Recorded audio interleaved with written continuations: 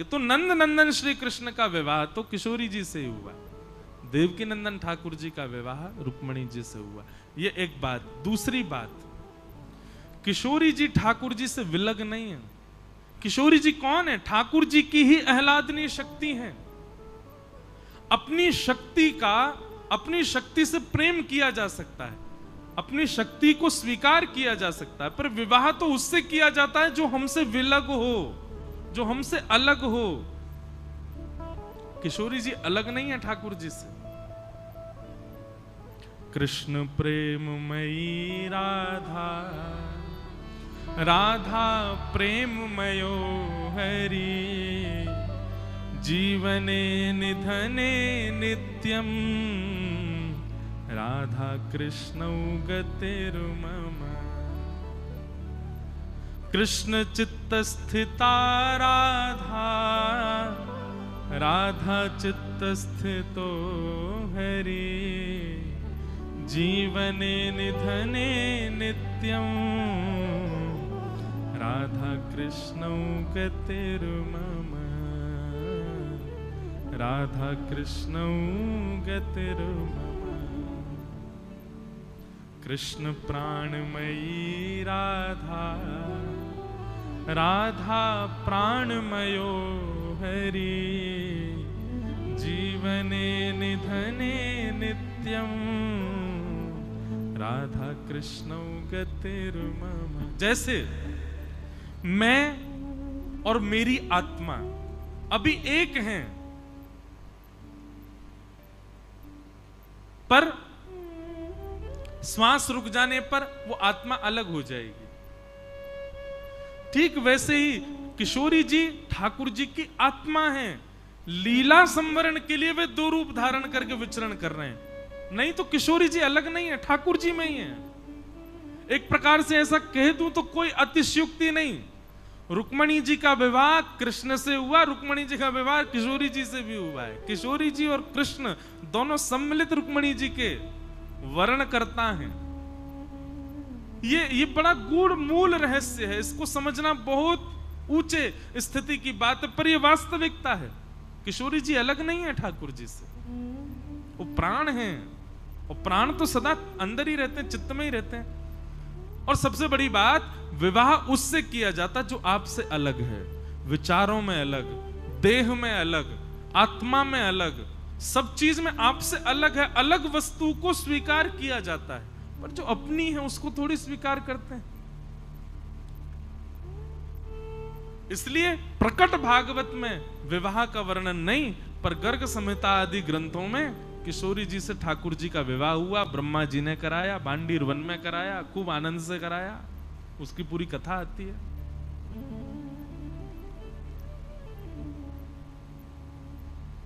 तो भगवान का विवाह रुक्मणी जी के साथ में सुसंपन्न हुआ।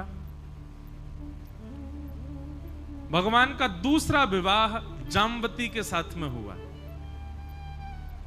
एक सत्राजित नाम का यादव रहता था द्वारिका में, उसके पास एक मणि थी, उसका नाम था सत्राजित मणि, सिमंतक मणि। सिमंतक मणि की योग्यता थी कि वो हजारों किलो सोना, उसकी 6-7 घंटे पूजा करो तो हजारों किलो सोना आता था उस मणि की कृपा से घर में पर दिन। भगवान को जब ये बात पता चली तो भगवान बोले, अकेला आदमी इतने सोने का क्या करेगा? तो भगवान ने जाकर के एक प्रस्ताव रखा, सत्राजित से कहा, मणि तुम द्वारिका के कार्यालय में दे दो, इससे जितना भी धन होगा उससे हम द्वारिका के लोगों का कर क्षमा कर देंगे, टैक्स फ्री कर देंगे द्वारिका को। द्वारिका में फिर जो कुछ भी होगा उसी धन से होगा।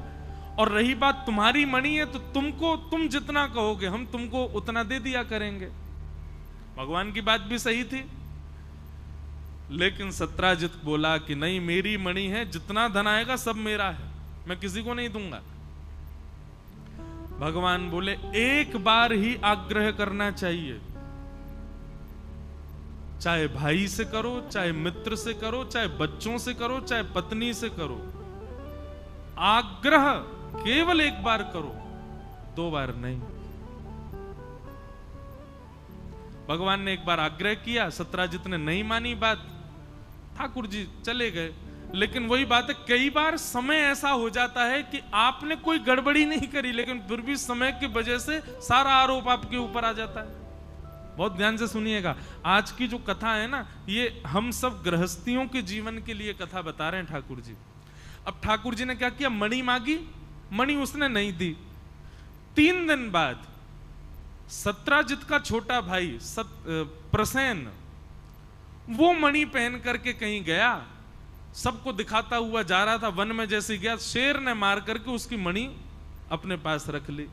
शेर को एक भालू ने मार दिया, भालू मणि लेकर के चला गया। 5 दिन तक प्रसेन लौट करके नहीं आया, तो सत्राजित ने भगवान पर आरोप लगा दिया कि ये मणि मांगने आए थे, मैंने देने से मना कर दिया, तो मेरे भाई को इन्होंने बंदी बना करके मणि चुरा ली। और आश्चर्य की बात यह नहीं कि सत्राजित ने भगवान पर आरोप लगाया, आश्चर्य की बात यह थी कि द्वारिका के लोगों ने मान भी लिया कि हां भगवान ने चुराई है। भगवान जब निकले रथ से तो सब लोग जय जयकार तो कर रहे हैं, पर मनी मन सब सोच रहे हैं, बताओ पर ब्रह्म होते हुए भी लोभ खत्म नहीं हुआ इनका, है मणि छुपा के रख लिए प्रसेन की। जबरदस्ती ठाकुर जी के ऊपर आरोप लग गया। भगवान हम आप सबको ये बात बताते हैं, हम सबके जीवन में ये दिन आएगा ही आएगा। आ चुका है तो अच्छी बात है, नहीं आया है तो तैयार रहना, आएगा। आप कुछ गलत नहीं करोगे फिर भी सारी गलती आपकी मानी जाएगी। सब सारे जितने भी योजना आप बनाओगे, उन योजनाओं से गलत आप ही ठहराए जाओगे, ऐसा निश्चित होगा, एक ना एक बार तो होगा। और ये क्यों होगा? ठाकुर जी उस समय आपकी आंख खुलवाएंगे, देख लो भाई कौन कौन तुम्हारे, कोई भी नहीं, सभी तुम्हारे विरोधी हो जाएंगे। भगवान बोले द्वारिका के लोगों को बसाया मैंने, द्वारिका के लोगों को खिलाता मैं हूं, द्वारिका के लोगों की रोजी रोटी मेरे से है, द्वारिका में जितने जितने लोग रहते हैं इनका घर मैंने बनवा के दिया, इन लोगों को जरासंध के युद्ध से बचा करके मैं द्वारिका लेकर के आया। और आज एक व्यक्ति की गलत बात सुनकर के इन्होंने यह भी विचार नहीं किया कि नहीं एक बार पूछ तो लें कि भगवान ने ऐसा किया है कि नहीं, बिना पूछे आक्षेप लगा दिया। यह है संसार। यहां भगवान को नहीं छोड़ा गया तो हम तो इंसान हैं, कैसे बच जाओगे आप? इसलिए तैयार रहो। मैं एक बात कथा में कहा करता हूं कि समुद्र मंथन हुआ था, पृथ्वी का जब मंथन किया गया अमृत निकला, पर विष भी तो निकला था। अमृत क्या है? प्रेम। अमृत क्या है? सम्मान। अमृत क्या है? स्नेह। और विष क्या है? अपमान। विष क्या है? अश्रद्धा। विष क्या है? आपके प्रति अविश्वास। तो जब अमृत पीने का शौक है तो विष पीने की भी योग्यता रखो। आज बहुत सम्मान यदि मुझे मिल रहा है तो मैं इस बात के लिए भी तैयार हूं कि कल को असम्मान भी हो सकता है। आज बहुत प्रेम मिल रहा है तो कल को क्रोध भी सहना पड़ सकता है सबका, और ये जीवन में आएगा सबके।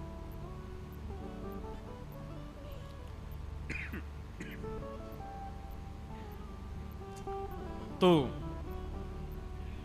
इस प्रकार भगवान पर आक्षेप लगा दिया। भगवान स्वयं मणि ढूंढने के लिए गए, जंगल में गए तो शेर मरा हुआ मिला, मणि उसके पास नहीं मिली। आगे भालू मरा हुआ मिला, मणि उसके पास, आगे शेर मरा हुआ मिला, प्रसेन मरा हुआ मिला, लेकिन मणि उनके पास नहीं मिली। भालू के चरण चिन्हों के पीछे ठाकुर जी जब गए तो एक गुफा में पहुंचे, वहां मणि मिल गई। ठाकुर जी ने उठाई तो भालू ने आक्रमण किया। 18 दिन तक युद्ध करने के बाद भालू की नस नस ढीली हो गई। वो कोई भालू नहीं था सामान्य, साक्षात जामवंत जी थे। भगवान के चरणों में गिर करके कहा, भगवान आप मणि स्वीकार कीजिए, आपकी ही है, पर इसके साथ में मेरी पुत्री भी स्वीकार करो। तब भगवान ने जामवंत जी की पुत्री जामवती के साथ में विवाह किया। बोलो जामवती रमण भगवान की। जामवती के साथ ठाकुर जी का दूसरा विवाह हुआ। तीसरा विवाह ठाकुर जी का सत्यभामा के साथ हुआ। अब पता है सत्यभामा कौन है? जिसने भगवान पर मणि चुराने का आरोप लगाया उसी की बेटी है सत्यभामा, सत्राजित की बेटी। अब हुआ ऐसा कि भगवान जब मणि लेकर के वापस आए और सबको दिखा दिया, जामवती ने गवाही दे दी कि भगवान के पास मणि नहीं थी, मणि तो ऐसे ऐसे हमारे पास आ गई थी। तो द्वारिका के लोगों ने भगवान को पहले गरिया रहे थे, अब सत्राजित को गालियां देने लगे। अरे तेने हमारे भगवान पर आरोप लगाया। सत्राजित की ऐसी स्थिति कर दी कि वो घर से बाहर ही नहीं निकल पा रहा। तब सत्राजित ने विचार किया मैं क्या करूं। तब उसके मन में आया यदि मैं अपनी बेटी का विवाह ठाकुर जी से कर दूं, ये मेरे संबंधी हो जाएंगे तो फिर कोई मुझसे कुछ नहीं कह पाएगा। सत्यभामा बचपन से ही ठाकुर जी को वर्ण करना चाहती थी, पर सत्राजित नहीं चाहता था कि इसका भगवान से ब्याह हो। पर आज मजबूरी में आकर के सत्यभामा का भगवान से ब्याह कर दिया। बोलो सत्यभामा रमण भगवान की। रुक्मणी रमण, जामवती रमण, सत्यभामा रमण, विश्व रमण है ये, किसी को भी स्वीकार कर सकते हैं।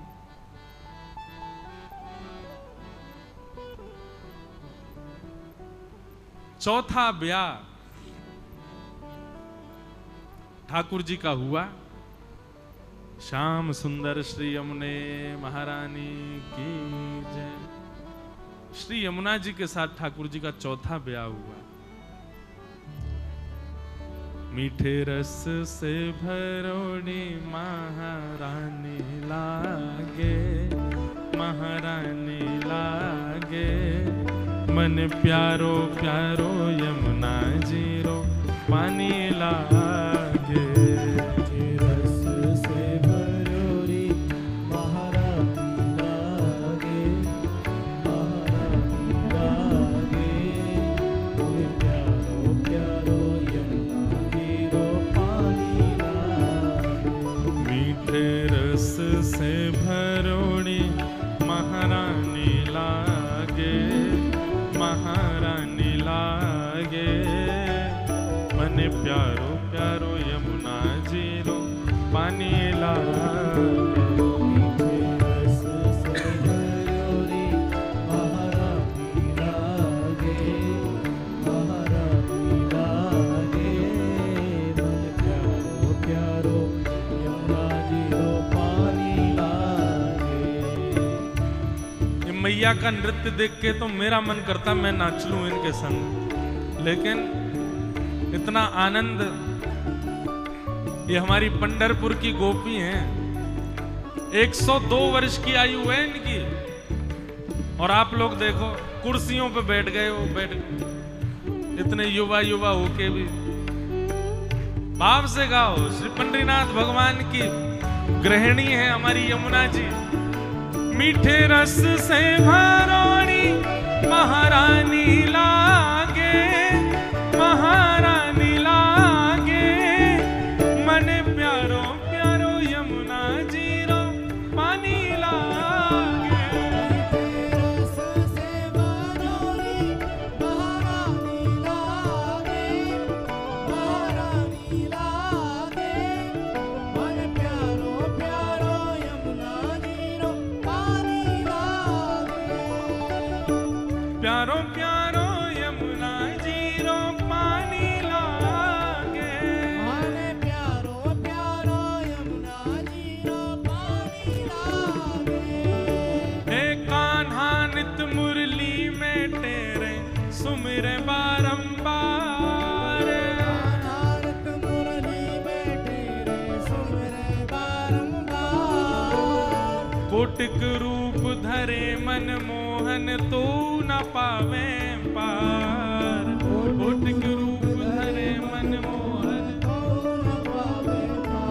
हाँ कोटिक रूप धरे मन मोहन तो न पावे पार। कोटिक रूप धरे मन मोहन तो न पावे पार। हे वृषभानु की किशोरी गुणधानी ला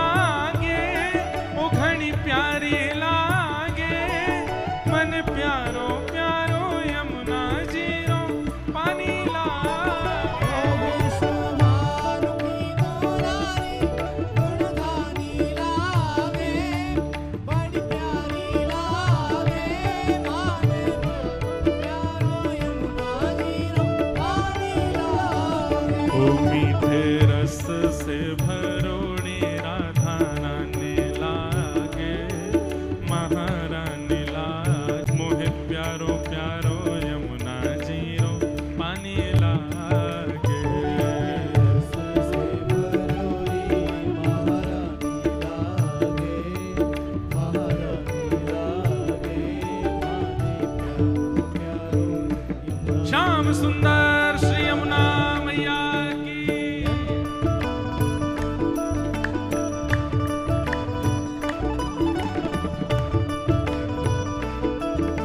विठोबा रखुमाई की।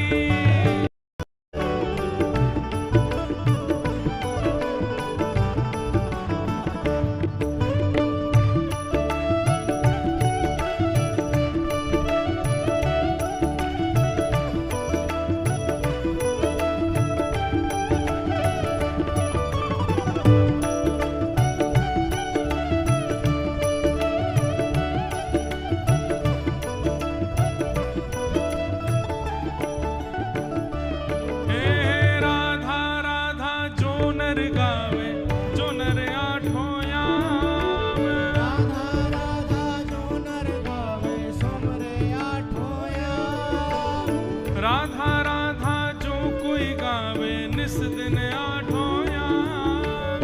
राधा राधा जो कोई गावे सुमरे आठों याम। उनकी बाधा दूर करे श्री राधा राधा नाम। उनकी बाधा दूर करे श्री राधा राधा नाम। हाँ, इनकी बाधा दूर करे श्री राधा राधा नाम। इनकी बाधा दूर करे श्री राधा राधा नाम। राधा नाम में सफल जिंदगानी लागे, जिंदगानी लागे। अरे प्यारो प्यारो यमुना जीरा पानी लागे। मीठे रस से भरोरी महारानी लागे, महारानी लागे। अरे प्यारो प्यारो यमुना जीरा पानी लागे। जय राधे राधे। जय राधे राधे। जय राधे राधे। वृषभानु दुलारी, जय राधे राधे। वृषभानु दुलारी। जय राधे राधे। श्री कृष्ण पियारी, जय राधे राधे। प्यारी वृषभानु दुलारी। जय राधे राधे। कीरत सुत प्यारी। जय राधे राधे। जय जय राधे राधे। जय राधे राधे। जय राधे राधे। जय राधे राधे। जय राधे राधे। जय जय राधे राधे।